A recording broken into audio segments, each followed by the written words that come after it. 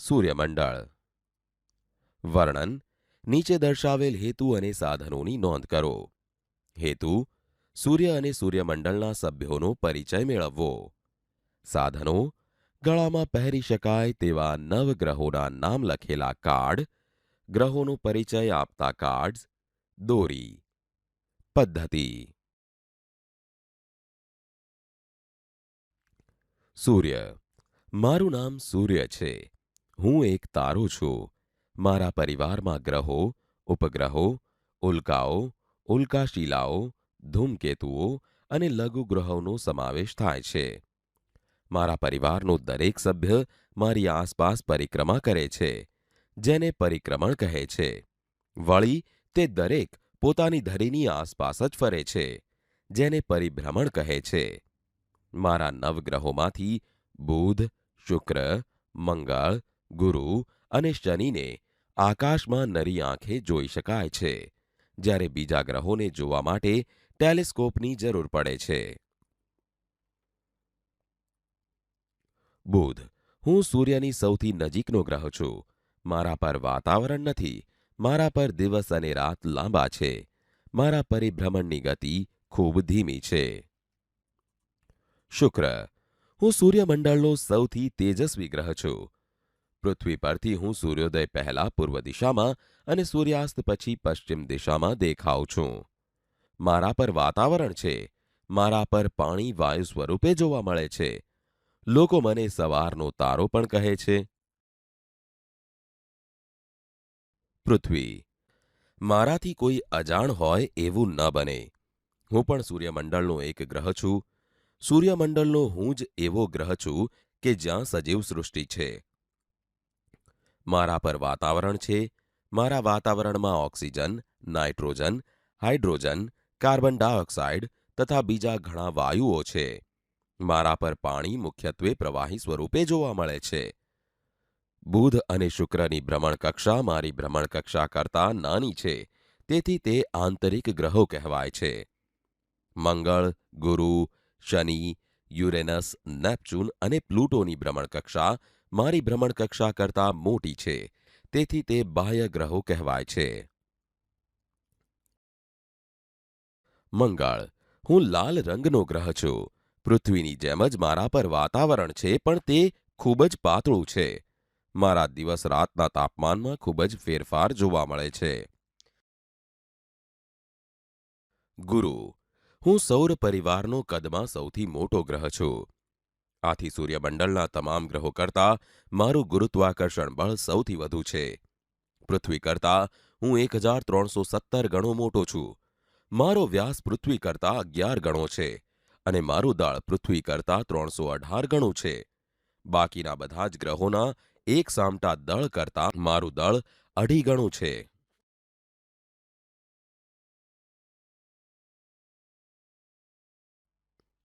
શનિ. હું સૂર્યમંડળનો સૌથી સુંદર ગ્રહ છું. મારો રંગ પીળાશ પડતો છે.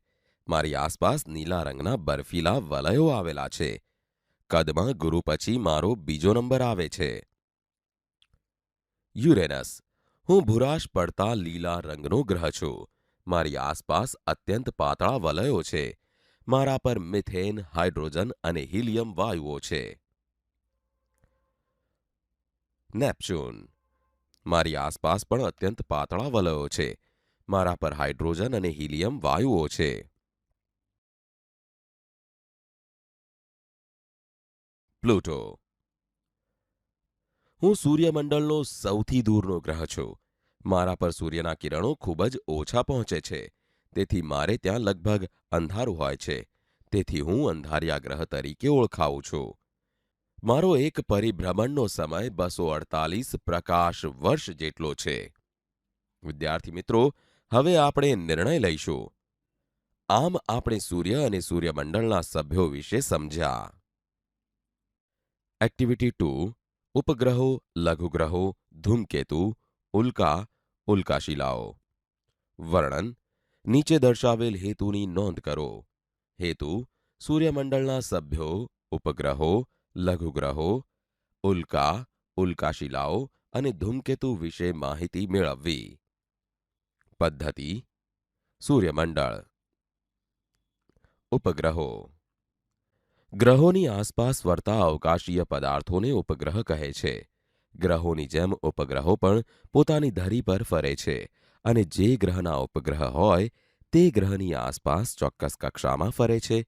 ઉપગ્રહો સ્વયં પ્રકાશિત હોતા નથી. પૃથ્વીનો ઉપગ્રહ ચંદ્ર છે. આંતરિક ગ્રહો બુધ અને શુક્ર ઉપગ્રહ ધરાવતા નથી.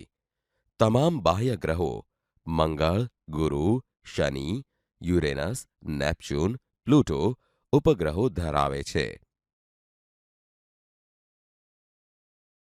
લઘુગ્રહો. સૂર્યમંડળના નિર્માણ વખતે ગ્રહ બનાવવામાં નિષ્ફળ નીવડેલા નાના ખડકોને લઘુગ્રહો કહે છે. લઘુગ્રહોને નાના ગ્રહો અને ગ્રહો કહેવામાં આવે છે. લઘુગ્રહો કદમાં બહુ મોટા હોય છે. કેટલાક ખડકો 10 મીટર કરતાં પણ નાના હોય છે, જ્યારે બીજા ખડકો 100 કિલોમીટર સુધી વિસ્તરાયેલા હોય છે. મંગળ અને ગુરુની કક્ષાની વચ્ચે લઘુગ્રહોનો પટ્ટો આવેલો છે. લઘુગ્રહો પણ સૂર્યની આસપાસ પ્રદક્ષિણા કરે છે. ધૂમકેતુ. ધૂમકેતુ એ પૂંછડિયા તારા તરીકે ઓળખાતા અવકાશી પદાર્થો છે. પરંતુ ખરેખર તે તારો નથી. તેને કાયમી પૂંછડી પણ હોતી નથી. ધૂમકેતુ એ સ્વયં પ્રકાશિત નથી હોતા, પણ સૂર્યના પ્રકાશનું પરાવર્તન કરતા હોવાથી તે પ્રકાશિત દેખાય છે. મોટા ભાગના ધૂમકેતુઓ પ્લુટોને પેલે પાર આવેલા ઉર્ટના વાદળમાંથી છૂટા પડેલા છે. કેટલાક ધૂમકેતુઓનો આવર્તકાળ નિયમિત હોય છે. દાખલા તરીકે હેલીનો ધૂમકેતુ દર 76 વર્ષે પૃથ્વીની મુલાકાતે આવે છે, એટલે દર 76 વર્ષે જોવા મળે છે. હેલીનો ધૂમકેતુ 1910 પછી 1986માં દેખાયો હતો. ઉલ્કા. ઉલ્કા એ અવકાશીય પદાર્થ છે જે સૂર્યની આસપાસ ફરે છે. પૃથ્વીના ગુરુત્વાકર્ષણ બળની અસર હેઠળ જ્યારે પૃથ્વીના વાતાવરણમાં કોઈ અવકાશીય પદાર્થ પ્રચંડ વેગે પ્રવેશે ત્યારે ઘર્ષણના કારણે તે સળગી ઉઠે છે. આને પરિણામે આકાશમાં પ્રકાશિત લીસોટો દેખાય છે, જેને ઉલ્કા કહે છે.